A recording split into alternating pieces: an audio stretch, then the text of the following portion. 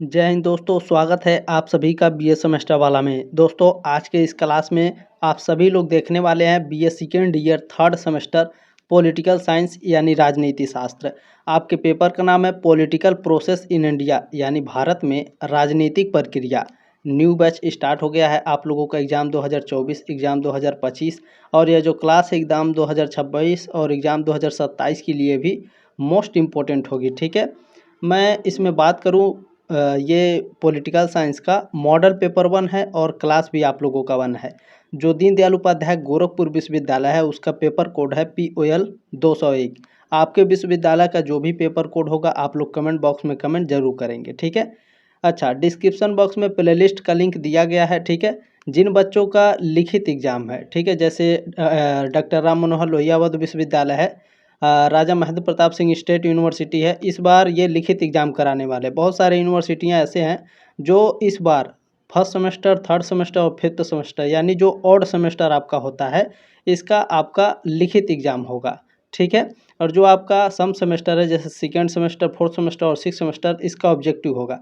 तो जिनका लिखित एग्ज़ाम है वो क्या करेंगे, मैंने क्वेश्चन पेपर सॉल्व कराया है BA third semester political science का। ठीक है, लिखित क्वेश्चन पेपर डिस्क्रिप्शन बॉक्स में प्लेलिस्ट का लिंक है। प्लेलिस्ट में आपके सारे क्लासेस मिल जाएंगे। ठीक है, तो जा करके आप लोग ज़रूर देख लेंगे। आज के इस क्लास में हम लोग कवर करेंगे top 60 most important MCQ question answer with important notes. देखिए, केवल 60 ही क्वेश्चन नहीं होता है, मैं जो इसमें नोट्स के माध्यम से आपको जो पढ़ाता हूँ, जो आपके एग्जाम में आते हैं, बहुत ही इंपॉर्टेंट होते हैं।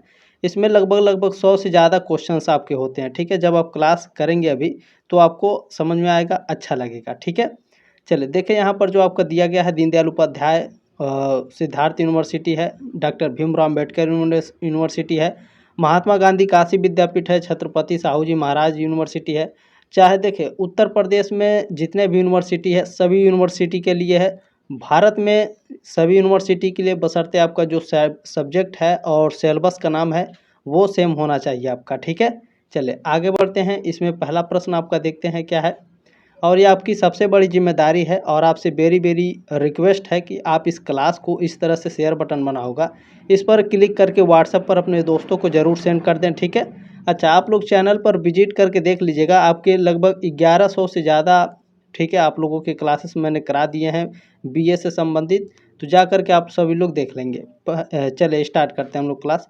पहला प्रश्न आपका इसमें पूछा गया है, भारत में लोकतांत्रिक प्रक्रिया का प्रारंभ हुआ था। तो भारत में लोकतांत्रिक प्रक्रिया का प्रारंभ 26 जनवरी 1950 को हुआ था। ऑप्शन नंबर ए करेक्ट है आपका। दूसरा प्रश्न आपका पूछा गया है, संविधान सभा का अस्थायी अध्यक्ष कौन चुना गया था। देखिए, अस्थायी अध्यक्ष एक होता है और एक होता है अस्थायी अध्यक्ष। तो जो अस्थायी अध्यक्ष थे वह डॉक्टर सच्चिदानंद सिन्हा थे। ठीक है, डी ऑप्शन आपका राइट है। अब आपको की पॉइंट मैं पढ़ाऊंगा, इसमें से कई सारे प्रश्न आपके एग्जाम में आएंगे। ठीक है, देखें, भारतीय संविधान सभा के पहले अस्थायी अध्यक्ष कौन थे, डॉक्टर सच्चिदानंद सिन्हा। उन्हें 9 दिसंबर 1946 को संविधान सभा की पहली बैठक के दौरान चुना गया था। ठीक है, संविधान सभा की पहली बैठक कब हुई थी, 9 दिसंबर 1946। ये प्रश्न आपके एग्जाम में पूछा जाता है। ठीक है, डॉक्टर सच्चिदानंद सिन्हा उस समय संविधान सभा के सबसे पुराने सदस्य थे। उन्हें फ्रांसीसी प्रथा के मुताबिक अस्थायी अध्यक्ष चुना गया था। बाद में कौन बने थे अस्थायी अध्यक्ष, डॉक्टर राजेंद्र प्रसाद को संविधान सभा का अस्थायी अध्यक्ष चुना गया था।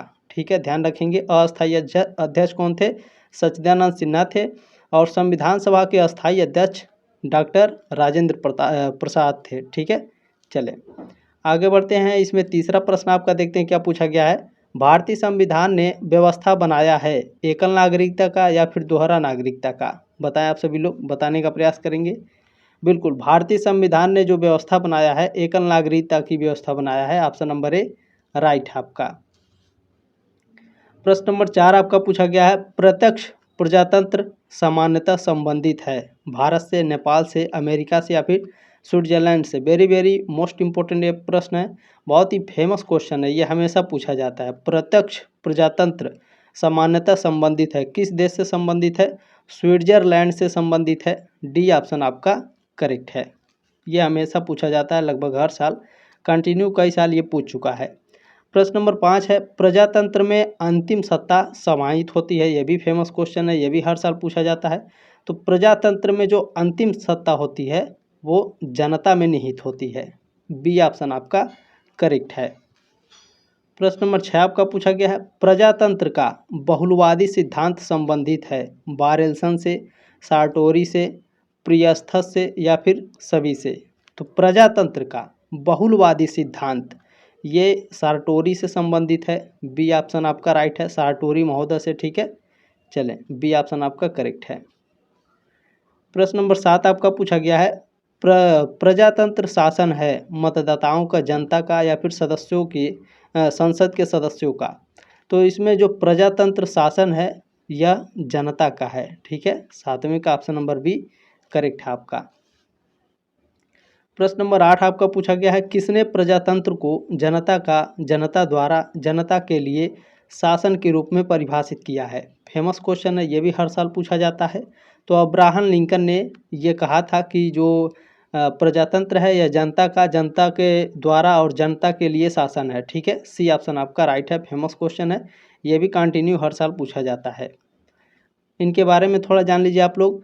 अमेरिका के 16वें राष्ट्रपति कौन थे? Abraham Lincoln. प्रजातंत्र को जनता का, जनता द्वारा और जनता के लिए शासन के रूप में परिभाषित किया था। अब्राहम लिंकन ने 4 मार्च 1861 से 15 अप्रैल 1865 तक राष्ट्रपति के रूप में काम किया था अमेरिका में। ठीक है, चलें, इनका शासनकाल भी याद रखेंगे, पूछा जाता है। प्रश्न नंबर 9 है, दल विहीन लोकतंत्र की अवधारणा किसने प्रस्तुत की है? दल विहीन, वेरी वेरी मोस्ट इंपॉर्टेंट है, फेमस क्वेश्चन है, ये भी पूछा जाता है हर साल। तो जेपी नारायण। ठीक है, दल विहीन जो लोकतंत्र की अवधारणा है जेपी नारायण ने दी है। बी ऑप्शन आपका करेक्ट है। प्रश्न नंबर 10 आपका पूछा गया है, प्रत्यक्ष प्रजातंत्र का मुख्य अधिवक्ता, यहाँ क्या पूछा गया है? मुख्य अधिवक्ता यानी वकालत, मुख्य वकालत इसके कौन है? ये रूसो हैं। ठीक है, देखिए जो वकील होते हैं उनको अधिवक्ता बोला जाता है। ठीक है, तो प्रत्यक्ष प्रजातंत्र का जो मुख्य अधिवक्ता यानी वकालत के रूप में है तो वह रूसो हैं। ठीक है, बी ऑप्शन आपका राइट है, फेमस क्वेश्चन है ये भी। प्रश्न नंबर 11 आपका है, प्रजातंत्र में अल्पसंख्यकों के प्रतिनिधित्व पर किसने बल दिया है? तो आपके दिए हैं जे.एस. मिल ने। डी ऑप्शन आपका राइट है। प्रश्न नंबर 12 आपका पूछा गया है, लोकतंत्र के अभिजन सिद्धांत के समर्थक हैं। तो देखिए शुम्पीटर, मोस्का और पेरेटो, ये तीनों क्या हैं? ये तीनों लोकतंत्र के अभिजन सिद्धांत, ठीक है, अभिजन सिद्धांत के समर्थक हैं। डी ऑप्शन आपका यहाँ पे राइट है। एक प्रश्न और पूछा जाता है इसमें, आपके मैं बता दे रहा हूँ, ध्यान रखिएगा। लोकतंत्र के अभिजन सिद्धांत के समर्थक इनमें से कौन नहीं है? ठीक है, तो जब आप अच्छे से पढ़े रहेंगे तभी आप उत्तर दे पाएंगे, नहीं तो भैया आप ऊपर ऊपर से हवा में सब उड़ जाएगा। ठीक है, ध्यान रखेंगे। लोकतंत्र के अभिजन सिद्धांत से जुड़े विचारकों में शुम्पीटर, पेरेटो और मोस्का जैसे नाम शामिल हैं। प्रश्न नंबर 13 आपका पूछा गया, निम्नलिखित में से किसका प्रजातंत्र से मेल नहीं हो सकता? तो इनमें देखिए जो फांसीवाद है, फांसीवाद का संबंध जो है प्रजातंत्र से कभी मेल नहीं हो सकता है। डी ऑप्शन आपका राइट है। प्रश्न नंबर 14 आपका पूछा गया है, लोकतंत्र की सफलता के लिए आनुपातिक प्रतिनिधित्व का समर्थन किसने किया? तो जे.एस. मिल ने। ठीक है, जे.एस. मिल ने लोकतंत्र की सफलता के लिए आनुपातिक प्रतिनिधित्व का समर्थन किया। सी ऑप्शन आपका राइट है। प्रश्न नंबर 15 पूछा गया है, लोकतंत्र किस सिद्धांत पर आधारित है? तो जो लोकतंत्र होता है लोकप्रिय संप्रभुता पर आधारित होता है। बी ऑप्शन आपका राइट है। प्रश्न नंबर 16 आपका पूछा गया है, प्रजातांत्रिक समाजवाद के प्रबल समर्थक थे। तो जवाहरलाल नेहरू प्रजातांत्रिक समाजवाद के प्रबल समर्थक थे। ए ऑप्शन आपका राइट है। प्रश्न नंबर 17 आपका पूछा गया है, इनमें से कौन एक गुटनिरपेक्ष आंदोलन के जनक नहीं थे? Sukarno, Marshal Tito, Pandit Nehru, ये तीनों गुटनिरपेक्ष आंदोलन के जनक थे। लेकिन इसमें जो बी ऑप्शन दिया है आज़ाद, ये आपके गुटनिरपेक्ष आंदोलन के समर्थक नहीं थे। अब गुटनिरपेक्ष आंदोलन से बनने वाले प्रश्नों को ध्यान से पढ़िएगा, आपके एग्जाम में पूछा जाता है, इंपॉर्टेंट है। देखिए गुटनिरपेक्ष आंदोलन की शुरुआत 1961 में हुई थी। आपसे एग्जाम में पूछा जाता है गुटनिरपेक्ष आंदोलन की शुरुआत कब हुई थी? तो ध्यान रखेंगे 1961 में। इस आंदोलन का मकसद क्या था? किसी भी गुट का पालन न करने वाले देशों के हितों की रक्षा करना। गुट निरपेक्षता का मतलब क्या है?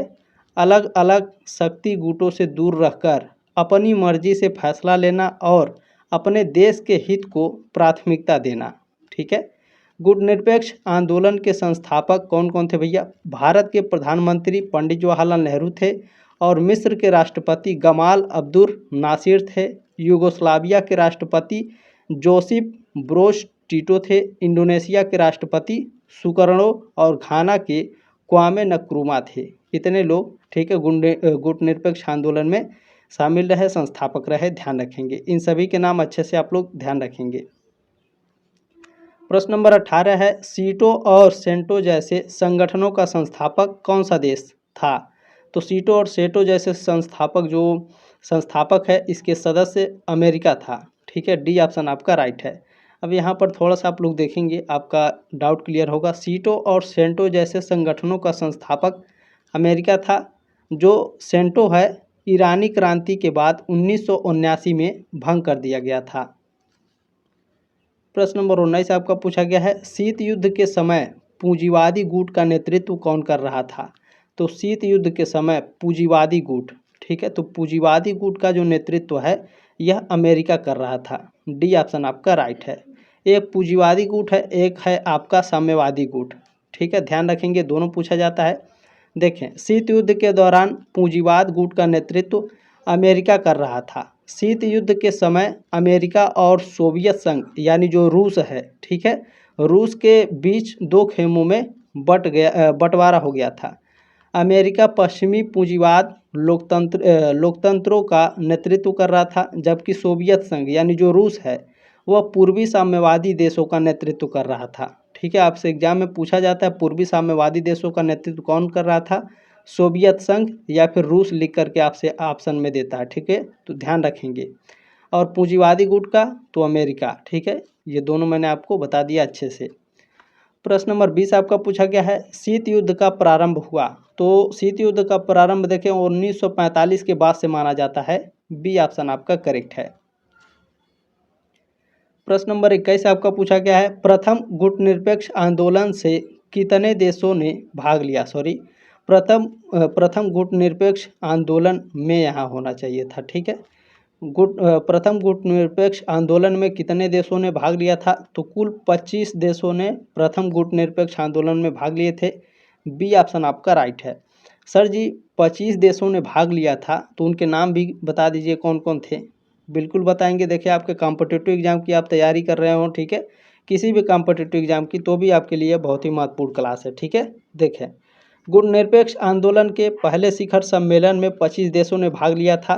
उसमें पहला देश था अफगानिस्तान, दूसरा है अल्जीरिया, तीसरा है बर्मा यानी म्यांमार, चौथा है कंबोडिया, पांचवा है सिलोन यानी श्रीलंका, छठा है कांगो लियोपोल्डविले। ठीक है, अच्छा, अगला है आपका क्यूबा, साइप्रस, मिस्र, Ethiopia, Ghana, Guinea, Bharat, Indonesia, Iraq, Lebanon, Mali, Morocco, Nepal, Saudi Arab, Somalia, Sudan, Tunisia, Yemen, Yugoslavia. कुल 25 देशों ने प्रथम गुट निरपेक्ष आंदोलन में भाग लिए थे। ठीक है, ध्यान देंगे, ध्यान रखेंगे। और आप लोग अगर हमसे बात करना चाहते हैं तो कहाँ हमसे बात होगी? टेलीग्राम ग्रुप ज्वाइन कर लीजिएगा, वहाँ पर आपको कमेंट करने का ऑप्शन दिया जाता है, मैं जो भी पोस्ट करता हूँ। तो आप डायरेक्ट कमेंट बॉक्स में आप हमसे बात कर सकते हैं, कोई भी समस्या है आप हमसे बात कर सकते हैं। ठीक है, तो टेलीग्राम ग्रुप ज्वाइन कर लीजिएगा, उसमें आपके क्लासेस और PDF भी सेंड किए जाते हैं, आपके कॉलेज से संबंधित जानकारी भी सेंड की जाती है। ठीक है, तो टेलीग्राम ग्रुप जरूर ज्वाइन कर लेंगे।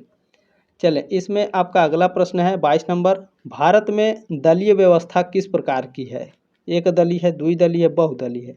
भारत में दलीय व्यवस्था बहुदलीय है। ठीक है, सी ऑप्शन आपका राइट है। प्रश्न नंबर 23 आपका पूछा गया है, लोकतंत्र का कार्य संचालन किसके अभाव में असंभव है? ठीक है, लोकतंत्र का कार्य यानी हमारे देश में जो नियम कानून है संविधान को लेकर, यानी कोई चोरी कर रहा है, मारपीट कर रहा है, ठीक है, तो उन सभी का, ठीक है, तो यह किसके द्वारा असंभव है? ठीक है, किसके संचालन के अभाव में यह असंभव हो जाएगा? तो देखिए, जब राजनीतिक दल नहीं रहेंगे तो हमारे देश में क्या होगा, जैसे श्रीलंका और बांग्लादेश में हो रहा है ठीक उसी तरह से हमारे देश में भी हो जाएगा। ठीक है, तो राजनीतिक दल का होना ज़रूरी है, चाहे वो कांग्रेस हो चाहे वो बीजेपी हो। ठीक है, सत्ता में होना ज़रूरी है ताकि वो लोकतंत्र की रक्षा कर सकें और देश को चला सकें। ठीक है, तो सी ऑप्शन आपका करेक्ट है, ध्यान रखेंगे। प्रश्न नंबर 24 है आपका, भारत में दलीय व्यवस्था की प्रमुख विशेषता क्या है? भारत में जो दलीय व्यवस्था है इसकी प्रमुख विशेषता है अधिकांश दल प्रधानतः धर्म, भाषा व जाति पर आधारित हैं। ठीक है, विभिन्न राजनीतिक दलों की नीतियां और कार्यक्रमों में काफ़ी समानताएं हैं। विभिन्न क्षेत्रीय या राज्य स्तरीय राजनीतिक दलों की भरमार है। डी ऑप्शन आपका राइट हो जाएगा। चलिए, प्रश्न नंबर 25 है आपका, ईवीएम या इलेक्ट्रॉनिक वोटिंग मशीन का इस्तेमाल पहली बार किस राज्य में किया गया था? तो यह भारत के केरल राज्य में पहली बार ईवीएम। ठीक है, अच्छा, जो लोग वोट डाले होंगे ध्यान रखेंगे ईवीएम से ज़रूर डाले होंगे। ठीक है, तो ईवीएम जो वोट डालते हैं आप लोग, उसी के बारे में पूछा गया है कि जो वोट डालने वाली मशीन है इसका इस्तेमाल पहली बार कहाँ हुआ था? तो भारत के केरल राज्य में। ठीक है, बी ऑप्शन आपका करेक्ट है। प्रश्न नंबर 26 पूछा गया है, ईवीएम का पहली बार उपयोग कब किया गया? ईवीएम का पहली बार उपयोग 1982 में हुआ था। ठीक है, ऑप्शन नंबर ए राइट है प्रश्न नंबर 26 का। प्रश्न नंबर 27 आपका पूछा गया, भारत के राष्ट्रपति के चुनाव के विवाद को कौन सुलझाता है? तो भारत के जो राष्ट्रपति हैं इनके चुनाव के जो विवाद हैं इसको सुलझाता है सर्वोच्च न्यायालय। ये ऑप्शन आपका राइट है। प्रश्न नंबर 28 आपका पूछा गया है, कांग्रेस पार्टी के सबसे लंबे समय तक सेवा करने वाले अध्यक्ष कौन थे? तो सोनिया गांधी। सी ऑप्शन आपका राइट है। प्रश्न नंबर 29 आपका पूछा गया है, निम्नलिखित में से कौन राइट टू रिकॉल से सशक्त है? तो जो नागरिक हैं यह राइट टू रिकॉल से सशक्त हैं। ऑप्शन नंबर ए राइट है आपका। अब इसमें से थोड़ा सा मैं की पॉइंट बता रहा हूँ, आप लोग ध्यान रखेंगे। राइट टू रिकॉल से नागरिक सशक्त हैं। राइट टू रिकॉल मतदाताओं को यह अधिकार देता है कि वे किसी निर्वाचन अधिकारी को उसके कार्यकाल से पहले ही हटा सकें। यह अधिकार अगर कोई निर्वाचित उम्मीदवार अपने कर्तव्यों का पालन नहीं करता या अनैतिक व्यवहार करता है तो उसे पद से हटाने के लिए यह दिया जाता है, राइट टू रिकॉल अधिकार। ठीक है, चले 30 नंबर प्रश्न आपका पूछा गया है, जम्मू और कश्मीर राज्य को विशेष राज्य का दर्जा किस अनुच्छेद में दिया गया था? तो अनुच्छेद 370 में दिया गया था। ऑप्शन नंबर ए राइट है आपका 30 का। प्रश्न नंबर 31 आपका पूछा गया है, नीति आयोग की स्थापना की गई। नीति आयोग की स्थापना 1 जनवरी 2015 को की गई थी। ऑप्शन नंबर ए राइट है आपका। ये भी फेमस क्वेश्चन है, ये कंटिन्यू आपका पूछ चुका है। अगला प्रश्न है, पंचायती राज की प्रधान समस्या है। देखें, निर्धनता, दलगत राजनीति, अशिक्षा, सामाजिक कुरीतियाँ, ये चारों आपके पंचायती राज की समस्या हैं, लेकिन जो प्रधान समस्या है वह दलगत राजनीति है। ठीक है, ध्यान रखेंगे, समस्या तो चारों है पंचायत राज समिति पंचायती राज की, लेकिन जो प्रधान समस्या है वह दलगत राजनीति है। बी ऑप्शन आपका राइट है। प्रश्न नंबर 33 आपका पूछा गया है, स्थानीय सांसद और विधायक किसके पदेन सदस्य होते हैं? तो यह जिला परिषद के पदेन सदस्य होते हैं। सी ऑप्शन आपका राइट है 33 का।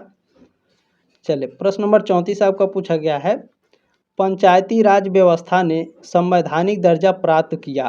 किस सन में प्राप्त किया था? 1993 में पंचायती राज व्यवस्था ने संवैधानिक दर्जा प्राप्त किया था। ऑप्शन नंबर ए राइट है आपका। अच्छा, किस संविधान संशोधन के तहत पाया था, ये भी ध्यान रखेंगे।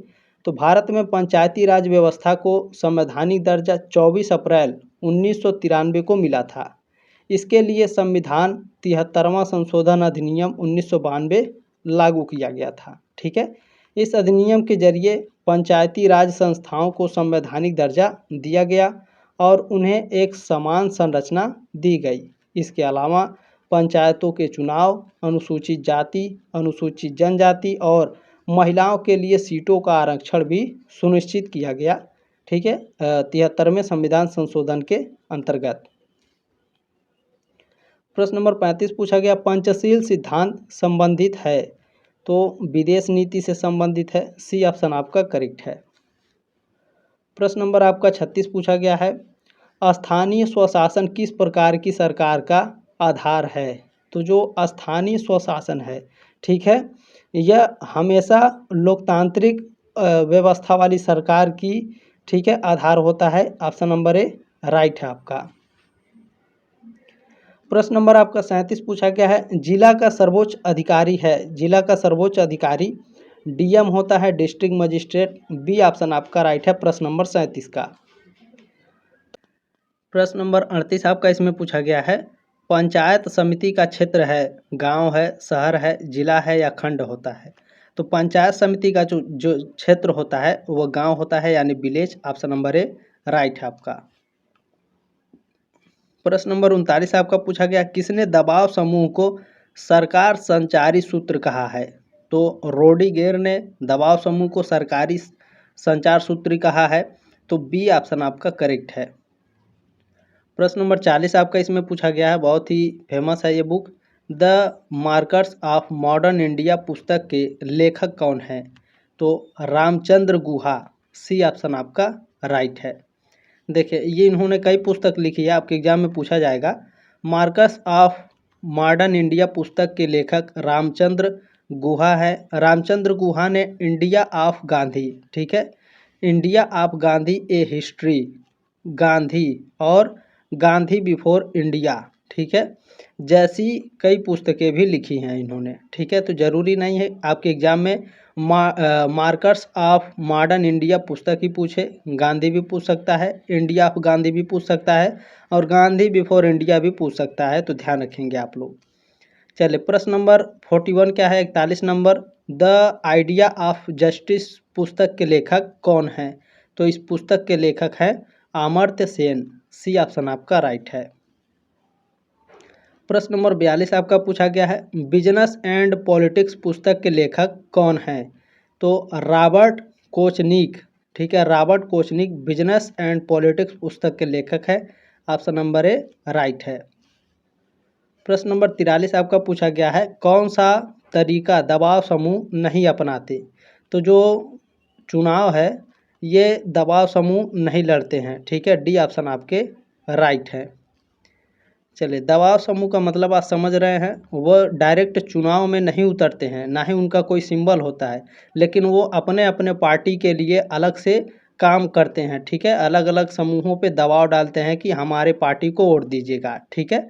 चलिए, 44 नंबर प्रश्न है, उपद्रव और प्रदर्शन निम्न में से किसके उदाहरण हैं। तो जो उपद्रव है और प्रदर्शन है ये दोनों अप्रतिमानित दबाव समूह के उदाहरण हैं। डी ऑप्शन आपका राइट है। प्रश्न नंबर 45 पूछा गया है, दबाव समूह राजनीति का कौन सा प्रतिरूप शक्ति के विस्तारण और लोकतांत्रिक जवाबदेही पर बल देता है। तो यह बहुलवाद पर बल देता है। सी ऑप्शन आपका राइट है। प्रश्न नंबर 46 पूछा गया, निम्न में से कौन एक संवैधानिक निकाय है। निर्वाचन आयोग, वित्त आयोग या अनुसूचित जनजातियों के लिए राष्ट्रीय आयोग। तो ये सभी, ठीक है, ये तीनों क्या हैं, ये तीनों एक संवैधानिक निकाय हैं। डी ऑप्शन आपका राइट है। प्रश्न नंबर 47 पूछा है, 47 नंबर, मतदान व्यवहार के निर्धारक तत्व हैं वर्ग, धर्म और जाति। ये तीनों मतदान व्यवहार के निर्धारक तत्व हैं। डी ऑप्शन आपका राइट है, उपरोक्त सभी। प्रश्न नंबर आपका 48 पूछा गया है, भारत में चुनावी प्रक्रिया के अध्ययन का सर्वप्रथम प्रारंभ किसने किया। वेरी वेरी मोस्ट इम्पोर्टेंट प्रश्न है। तो योगेंद्र यादव ने भारत में चुनावी प्रक्रिया के अध्ययन का सर्वप्रथम प्रारंभ किया। ऑप्शन नंबर ए राइट है। प्रश्न नंबर 49 आपका पूछा गया, भारतीय संविधान के किस अनुच्छेद से चुनाव संबंधित है। तो भारतीय संविधान के अनुच्छेद 324 से अनुच्छेद 329 तक, ठीक है, भारत में चुनाव संबंधित होता है। ए ऑप्शन आपका राइट है प्रश्न नंबर 49 का। प्रश्न नंबर 50 आपका पूछा गया है, वयस्क मताधिकार व्यवस्था संविधान के किस अनुच्छेद में प्राविधानित है। तो वयस्क मताधिकार व्यवस्था जो है यह संविधान के अनुच्छेद 326 में प्राविधानित है। बी ऑप्शन आपका राइट है। ठीक है, वयस्क मताधिकार मतलब आप समझ रहे हैं, यदि आप 18 साल से ऊपर हैं या 18 साल के हैं तो आप अपना वोट डाल सकते हैं। ठीक है, यह अनुच्छेद 326 से संबंधित है। चलिए, प्रश्न नंबर 51 आपका पूछा गया है, डॉक्टर राम मनोहर लोहिया एक समाजवादी चिंतक हैं। बी ऑप्शन आपका राइट है प्रश्न नंबर 51 का। प्रश्न नंबर 52 आपका क्या पूछा गया है, आधुनिक राजनीतिक चिंतन की शुरुआत होती है। स्वामी विवेकानंद से आधुनिक राजनीतिक चिंतन की शुरुआत होती है। ऑप्शन नंबर ए राइट है प्रश्न नंबर 52 का।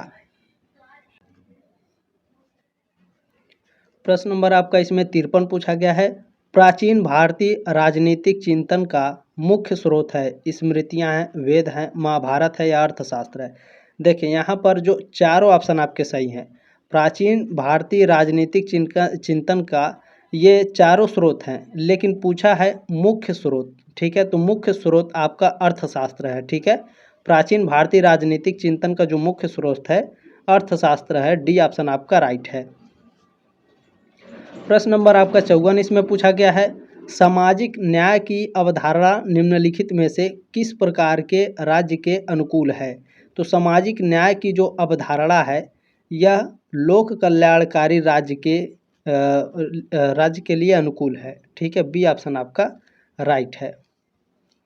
प्रश्न नंबर आपका 55 पूछा गया है, the elements of social justice पुस्तक के लेखक हैं। तो इस पुस्तक के लेखक लियोनार्ड हाबहाउस हैं। डी ऑप्शन आपका राइट है। आपके ऑप्शन में देखिए कभी कभी आपका ये लियोनार्ड ना लिख करके डायरेक्ट हाबहाउस लिख करके देता है ऑप्शन में। ठीक है, तो ये भी आप लोग ध्यान रखेंगे। ठीक है, प्रश्न नंबर 56 है, 56 नंबर, भारतीय संविधान के किस अनुच्छेद में शोषण के विरुद्ध अधिकार का प्रावधान है। तो भारतीय संविधान के अनुच्छेद 23 और 24 में शोषण के विरुद्ध का अधिकार है। बी ऑप्शन आपका राइट है। सर जी 23 और 24 क्यों बोले हैं? बिल्कुल 23 और 24 में ही है, ध्यान से आप लोग देखेंगे। ठीक है, चलिए प्रश्न नंबर 56 का ऑप्शन नंबर बी राइट है। ठीक है, देखें यहाँ पर आप लोगों के डाउट क्लियर होंगे। शोषण के विरुद्ध अधिकार अनुच्छेद 23-24 भारत का मौलिक अधिकार है। ठीक है, अनुच्छेद 23 के अनुसार मानव तस्करी और बलात् श्रम निषेध है। बलात् श्रम निषेध है, यानी जो बालक हैं वह काम नहीं कर सकते हैं। ठीक है, अनुच्छेद 24 के अनुसार किसी भी बच्चे को कारखाने या खान में, ठीक है, जो माइनिंग होता है कोयले का या फिर किसी भी चीज़ का खान होता है उसके लिए नियोजित नहीं किया जाएगा, या 14 वर्ष से कम उम्र के खतरनाक रोजगार में नहीं लगाया जाएगा। ठीक है, ध्यान रखेंगे। प्रश्न नंबर 57 आपका पूछा गया है, राजनीति विज्ञान के आरंभ और अंत राज्य हैं, यह कथन किसका है। यानी ये स्टेटमेंट गार्नर का है। ऑप्शन नंबर ए राइट है आपका। प्रश्न नंबर 58 आपका पूछा गया, राज्य शब्द का प्रयोग सबसे पहले किस विचारक ने किया। तो राज्य शब्द का जो प्रयोग सबसे पहले प्लेटो ने किया था। ऑप्शन नंबर ए राइट है आपका। प्रश्न नंबर 59 आपका पूछा गया है, निम्नांकित में से किस विचारधारा ने राज्य को शोषण का एक समाधान माना। तो जो इसमें से आपका मार्क्सवादी सिद्धांत है। ठीक है, मार्क्सवादी जो विचारधारा है इसने राज्य को शोषण का एक समाधान माना है। ठीक है, डी ऑप्शन आपका राइट है। प्रश्न नंबर 60 आपका पूछा है, बहुत ही ध्यान से पढ़िएगा, बहुत ही इंपॉर्टेंट है सब। स्वतंत्र भारत का संविधान किस निकाय ने बनाया था। मसौदा समिति ने, संविधान सभा ने, या संघ संविधान समिति ने, या फिर एक कार्य समिति ने। तो स्वतंत्र भारत पूछा है तो ध्यान रखेंगे मसौदा समिति ने संविधान निकाय बनाया था। ठीक है, ऑप्शन नंबर ए राइट है आपका। अब मसौदा समिति से कई सारे प्रश्न बनते हैं और इन सभी प्रश्नों को हम लोग ध्यान से देखेंगे। भारतीय संविधान की मसौदा समिति के बारे में कुछ खास बातें हैं। पहला है, संविधान सभा ने 29 अगस्त 1947 को मसौदा समिति का गठन किया था। आपके एग्जाम में पूछा जाता है मसौदा समिति का गठन कब हुआ था। 29 अगस्त 1947 को। और पूछता है मसौदा समिति के अध्यक्ष कौन थे। डॉक्टर भीमराव अंबेडकर मसौदा समिति के अध्यक्ष थे। ठीक है, पूछता है इनमें से कौन मसौदा समिति के अध्यक्ष नहीं थे। तो इनमें से कुल 7 सदस्य थे। ठीक है, तो जब सातों के नाम आपको याद रहेंगे या फिर आप 1-2 बार पढ़ेंगे तभी आपको अच्छे से याद हो जाएगा। ठीक है, 7 सदस्य पहले थे आपके भीमराव अंबेडकर, दूसरे से अल्लादी कृष्णा स्वामी अय्यर, तीसरे आपके थे डॉक्टर के एम मुंशी और चौथे थे सैयद मोहम्मद सादुल्ला, पांचवें थे एन गोपालस्वामी अयंगर, इसमें आपके छठे थे बी एल मित्तल और सातवें थे डी पी खेतान। ठीक है, सभी के नाम याद रखेंगे। यहाँ पर आपका पूछा जाता है एग्जाम में, मसौदा समिति ने 21 फरवरी 1948 को संविधान सभा के अध्यक्ष को संविधान का मसौदा पेश किया था। ठीक है, ध्यान रखेंगे संविधान के अध्यक्ष को संविधान का मसौदा कब पेश किया गया था, तो मसौदा समिति ने 21 फरवरी 1948 को संविधान सभा के अध्यक्ष को संविधान का मसौदा पेश किया था। ठीक है, अच्छा, इस मसौदे में 315 अनुच्छेद थे और 9 अनुसूचियां थी। ठीक है, संविधान सभा ने 26 नवंबर 1949 को संविधान को अपनाया था और यह 26 जनवरी 1950 को लागू हुआ था। ठीक है, तो इतने सारे क्वेश्चन आपके एग्जाम में पूछे जाते हैं। तो ये आपकी जिम्मेदारी है कि आप इस क्लास को आगे ज़रूर सेंड करेंगे। क्लास को एक लाइक करके ज़रूर जाइएगा, ये आपकी जिम्मेदारी है और आपसे रिक्वेस्ट भी है सब्सक्राइब जरूर करेंगे ताकि आप 4th सेमेस्टर, 5th सेमेस्टर और 6th सेमेस्टर में भी हमारे साथ अवश्य जुड़े रहें और आपकी शानदार तैयारी इसी तरीके से कराई जाएगी। ठीक है, लिखित क्वेश्चन पेपर के लिए आप लोग टेंशन ना लीजिए, उसके लिए मैं क्वेश्चन पेपर प्रोवाइड कर दूंगा। ठीक है साथियों, जल्दी मिलते हैं आपके मॉडल पेपर 2 में। ठीक है, तब तक के लिए जय हिंद, वंदे मातरम।